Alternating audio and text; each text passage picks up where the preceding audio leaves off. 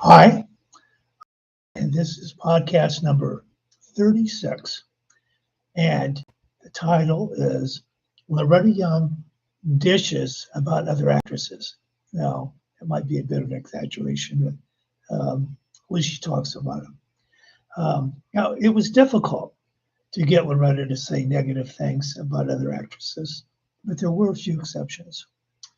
I asked her why Jane Wyman always wore a hairdo with bangs. And Loretta's response was, well, the poor dear. What else can she do with that forehead? Another comment was about Celeste Holmes, who co-starred with Loretta in the 1949 film Come to the Stable. Loretta recalled that Celeste had told her that it was her intention to be a leading lady, not to stay relegated as the second lead. Loretta thought to herself, it will never happen, dear. You don't have a chin. I wasn't too surprised that Loretta didn't have a glowing impression of Joan Crawford. They got off to a bad start when Loretta was only 14 years old. Joan saw her as unwanted competition. However, Loretta's sister Sally, whose actress name is Sally Blaine, and Joan remained lifelong friends. And Loretta related a story Sally had told her when she went to see Joan's adopted son, Christopher, for the first time. Joan took Sally to the nursery, and toddler Christopher, his hands were strapped to the sides of the crib. Sally exclaimed, Joan, you can't do that to a child. To which Joan replied, there will be no masturbation in this house. That's right. Loretta also was not an admirer of Marlene Dietrich, who said a number of catty things about Loretta over the years. One day, when riding in the car with Rita and Joan, Loretta explained how Joan's ingenious designs for Marlene Dietrich's were central to her late career as a concert artist.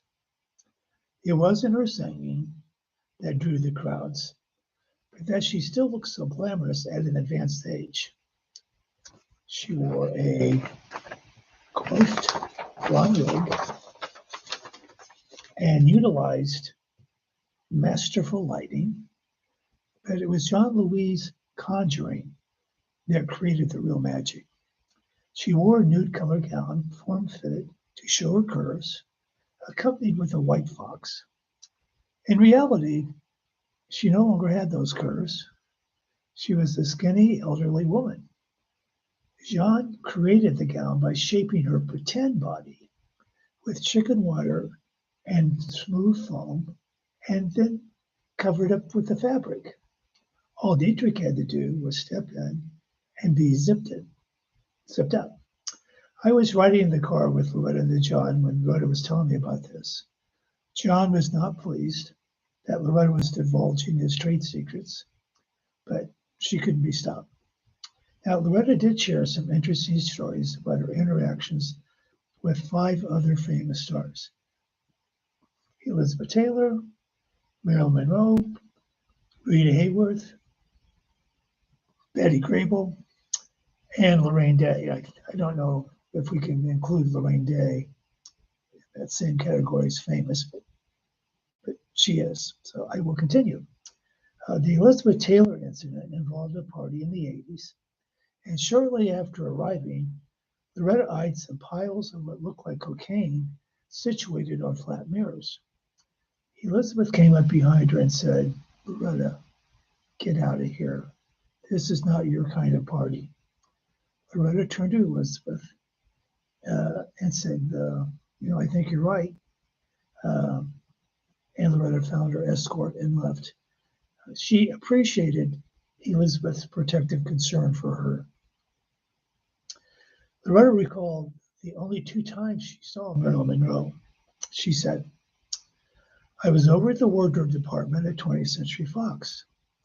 I was coming out of a fitting room as Marilyn was coming in.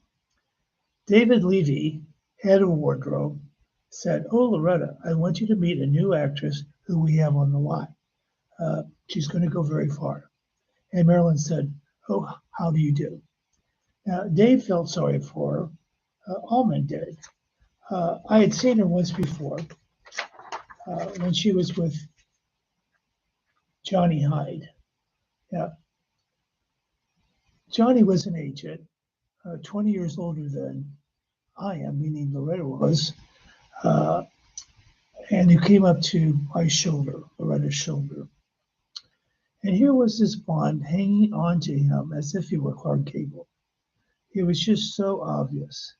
My impressions of Marilyn are that she was a little misfit in the sense that she had never really felt she'd fitted anywhere. But she looked voluptuous. Um, I think in a way, she was beautiful. But she learned early to use people because she had been used herself extraordinarily badly. And I guess she learned to maneuver. So all that was Loretta's impressions of Marilyn. Now, a side note about Johnny Hyde and Marilyn Monroe. He was an agent at the William Morris Agency and played a big part in Marilyn's rise to stardom. He's the one who got her the role as the ingenue in All About Eve that set fire to her contract at 20th Century Fox, the major studio of her career. Johnny Hyde gave up his marriage so that he and Marilyn could live together in a house in Palm Springs. When Hyde suddenly died of a heart attack, his family made it clear that she was not welcome to his funeral. Losing her big advocate provoked a suicide attempt for Marilyn. Now, the Rita Hayworth encounter occurred at Samuel Goldwyn Studios, where Loretta was filming her television series, and Rita was making a film, and Loretta thought, looking back, that it was separate tables. The two women met in a hallway, and Loretta noticed that there were tears in Rita's eyes. She asked Rita, "Honey, what's wrong?" Rita replied, "That's just it, Loretta. I don't know. But something's wrong." Loretta assured her that she'd be praying for her, and years later, when Rita's Alzheimer's diagnosis became known, Loretta thought back to that interchange in the hallway. Now, the Betty Grable moment came when she and Loretta were making films concurrently at 20th Century Fox. Loretta had wandered onto the soundstage where Betty was working, as stars apparently were allowed to do. Betty was doing a musical number, and her maid was standing off camera. When Betty had a break, she came over and grabbed a glass of orange juice off the tray. Loretta walked up to Betty, and as they were chatting, she grabbed a glass of orange juice that had been returned to the tray, and she took a gulp. It contained more vodka than orange juice. And Loretta exclaimed, "How can you drink this and dance so exquisitely?" To which Betty replied, "How do you think I can be dancing this early in the morning?" The Lorraine Day encounter took place when both were attending a White House luncheon during World War II. They, along with a bunch of other movie actors, were being honored for their work in selling bonds. Anyway, Mrs. Roosevelt had pointed the way to a powder room for Loretta and Lorraine. As they returned to the dining room, Lorraine said to Loretta, "Just this once, I'd love to see you fall flat on that pretty face of yours." Loretta was stunned and clueless as to what the provocation was. Now, another anecdote was about an actor rather than an actress, and it related to Loretta's mother rather than to herself.